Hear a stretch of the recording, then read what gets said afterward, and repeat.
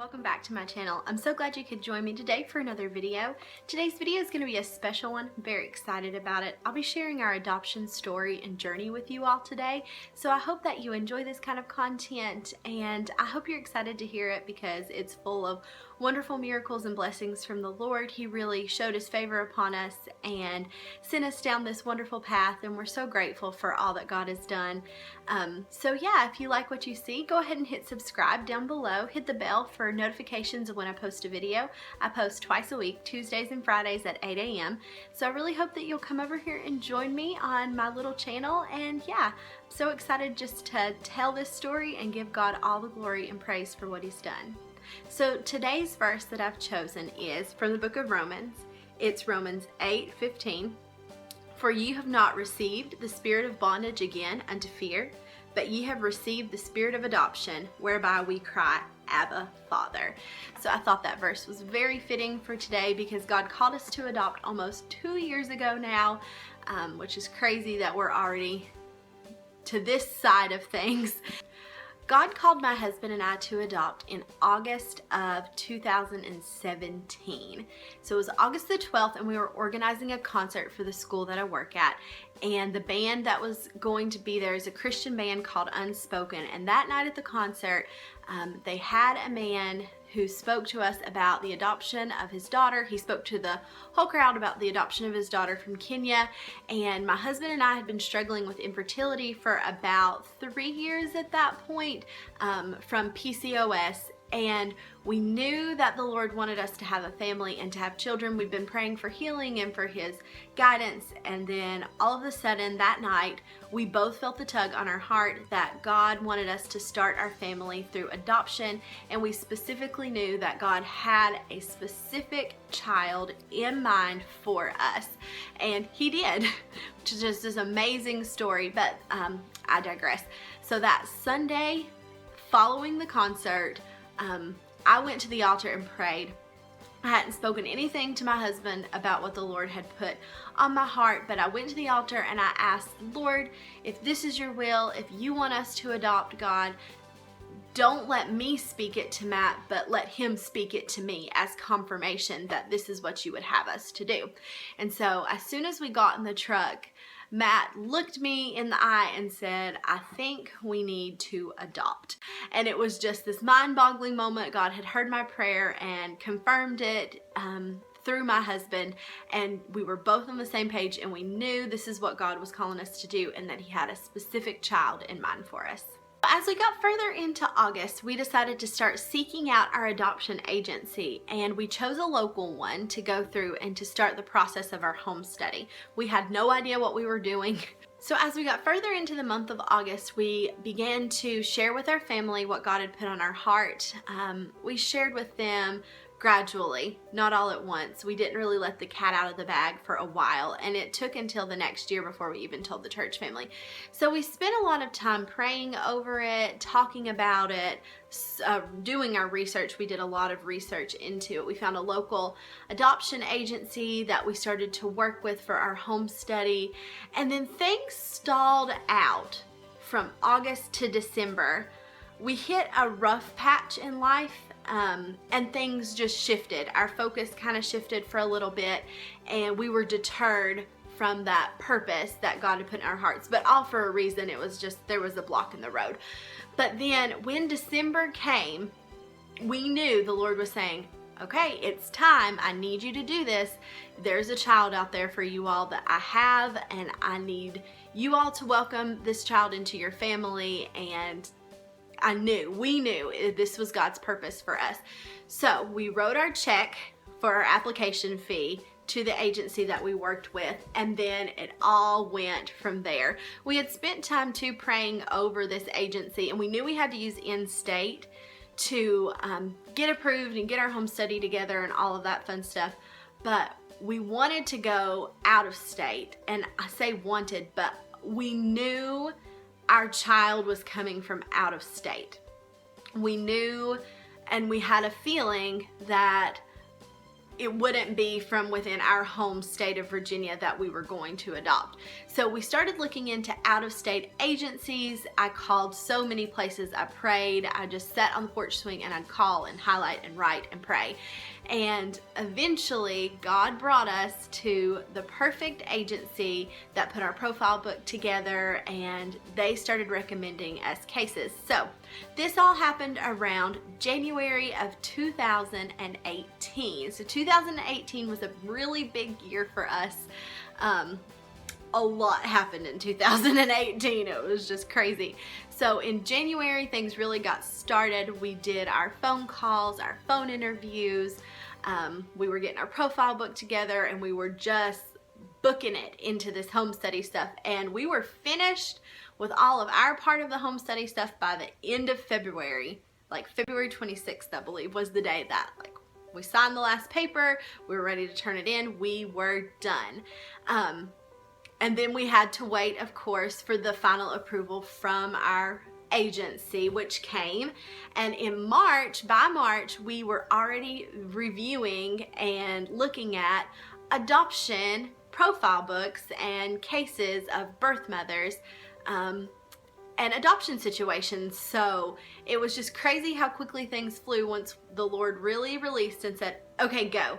It's time. We jumped in full force, full throttle. And then we started hitting the phase of adoption that I think back on as the rejection phase. So I would think that we saw 35 to 40 birth mother cases and babies. We prayed over each one and we'd say, yes, show our book. And 99% of the time, as long as it was financially within what we felt like was feasible, we would say, yes, show our book, show our book. And we were getting no, we'll go on to the next one, next. And I was getting emails at midnight from our adoption coordinator with a case here and a case there. And I was, waking up my husband, what do you think about this one? What do you think about that one? And it just seemed like we weren't getting anywhere. We weren't getting any closer. And this was all through that summer of 2018. We were waiting and we just kept thinking every no brings us one step closer to that yes, that will eventually get that yes from the Lord. This is the one. But it was so hard to hear those no's in the meantime, because you'd think, but please, Lord, but please let this be the one. But the Lord knew what was best, and He withheld His best for us, and I'm so glad that He did. But it took a couple months of waiting, which we're honestly quite blessed, because it can take years of that rejection and waiting. So we're very, very blessed for what God has provided for us. In the meantime, while we were reviewing adoption cases and showing our profile book, we were also working on our fundraising. So I'm going to do a separate video on how we fundraised for our adoption, how God provided through fundraisers, and that'll come out sometime in the future.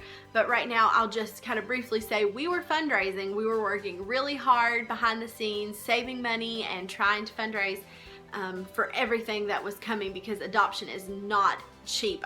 We had a gender-neutral baby shower in May of 2018 because we were on a list that we would go anywhere at any time for a child if that was the right one. If the Lord said this is the one, then we wanted to be ready to drop anything and everything, get on a plane and go get that child. So we decided to go forward with a gender neutral baby shower, and I'm so thankful that we did that. I would advise it to anybody who's adopting. Go with a gender neutral baby shower. You won't regret it, because it actually paid off dividends for us in the end. So we were doing all these things, we were preparing in all these different ways, and still there was no match. There was no legitimate baby behind it. And we're getting into a year, almost at a year of being in the process. We were discouraged. We thought, are we ever going to get picked? Is it ever going to happen? And then finally on August the 3rd or the 4th, I got a case. And it was just like any other day. I was leaving our church that day, and the email came through, and I stopped and I looked over the case. I sent it to my husband. We talked real quick and we're like, yeah, show her profile. And it said the birth mother will be seeing profiles this evening. So we're like, yes, we want to do that. Let's do that. And then that night we had a cleaning night at the school that I worked at, and we were there minding our business, and I got a text from this adoption agency and said this birth mother would like to speak to you, and we'd not had that happen before. So we're like, oh, this is really promising. Okay, so I was texting with her, and we went out to the car and talked on the car phone, just the two of us, and it was like 9:30 at night. And we were so excited because we're like, oh my goodness, this could be it. And they said, well, she's picking tonight, and we'll let you know first thing in the morning. So of course we didn't sleep at all that night. I didn't sleep at all. I just was praying and hoping and just like, oh, on the edge of my seat. And the next morning came and we didn't hear anything. And then I texted the adoption agency about lunchtime, and we still didn't hear anything. I was like, oh no, it's a fluke. It's another one that's gonna flop, and this isn't it, and we're just gonna have to keep waiting. But then the next day, Sunday, we still hadn't heard anything, and it was Sunday night around 9 o'clock at night. We were laying on the couch watching a movie after church that night, just kind of winding down and getting ready for a new week and thinking, okay, well, here we go again. But at 9:30, we got a call, and the sweet birth mother came over the line and said she had chosen us to parent this child. And that moment was incredible. It was an incredible moment. So the child was supposed to be a little girl due in November. We were overjoyed, over the moon. I just sobbed. I was so excited to have finally been chosen by somebody, to finally have something tangible to look forward to know what gender to buy clothes for. I was so excited about that. And then it just ensued, just this total consumption with getting ready to meet this precious little girl. And there were all kinds of nerves and excitement, and things really shot into gear. We were paying money out that following Monday. We were just doing everything we could, everything in our power to get things together and ready, and looking forward to November with it. On August the 12th, which was exactly 1 year to the date after God had called us to adopt, we had a gender reveal shower, and we revealed to all of our friends and family that the Lord was going to be blessing us with a baby girl. So we were so excited. I think this is the shirt I wore that day. We have pictures. We're holding a sign that says girl. We were so excited just to tell everybody. We did silly string and just had a big fun time out of it, and told all of our friends and family. So we started preparing for this new baby girl. We bought lots of clothes. We got lots of clothes as gifts. We started just planning an entire wardrobe for her, getting everything prepared for her arrival. And then we were also planning at the same time to meet the birth mother in September.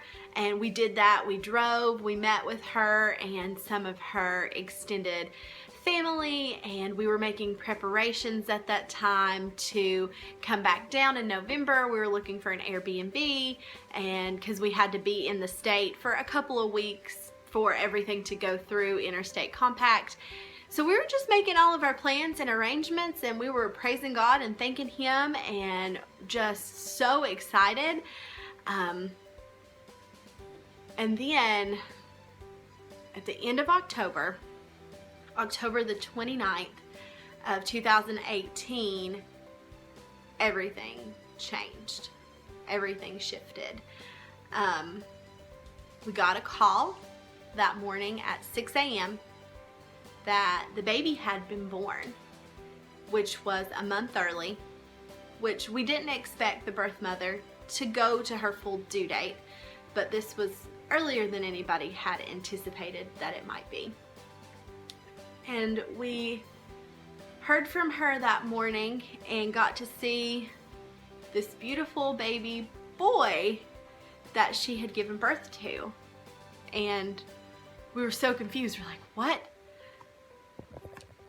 the ultrasound was incorrect. The doctor had, done countless ultrasounds, and only once ever in his life had he ever had it incorrect, and this was only the second occurrence of an incorrect ultrasound. So I was in panic that morning, simply because, not because I didn't want a son, because I wanted a son or a daughter, but we didn't have anything for a boy. So we didn't have boy clothes and boy blankets. We didn't have anything for a boy. The nursery was fully decked out for a girl, and I went into full-on panic mode because I thought, what are we gonna do? What are we gonna do? And then also it was that rush, get everything packed, try to get on the road. We had a 10-hour drive ahead of us. Everything felt so unsettled. I was so confused about what was going on. That was such a hard day, and we could barely eat, we could barely think and get our heads on straight. We were on the road, we were driving, and I just remember thinking, something isn't right today. Something is wrong. And it was about 4 o'clock in the afternoon, and we were about 3, maybe less than 3 hours away from the hospital, and we had ordered flowers for the birth mother, and we had everything prepared. And I get a call, and when I saw the call come through, I could just feel my blood go cold, because I knew something was horribly wrong. Something wasn't right. I just had that intuition. I had that feeling. And we answered the phone, and it was our agent, our adoption agent, and she said that the birth mother had changed her mind.